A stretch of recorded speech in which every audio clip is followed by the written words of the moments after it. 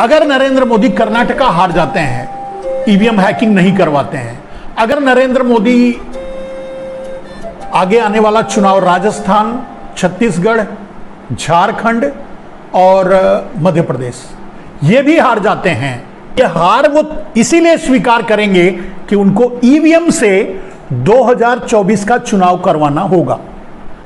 अगर ईवीएम पर कोई सवाल उठाएगा तो बोलेंगे हम 4-4, 5-5 राज्य हार गए, जब जीत रहे हो तब तो कुछ नहीं बोल रहे हो।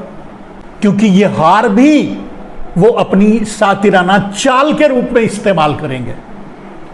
ईवीएम को बचाने के लिए नरेंद्र मोदी ये 4-5 प्रदेश हार जाएंगे, लोकसभा का इलेक्शन होगा तो उसमें जीत लेंगे।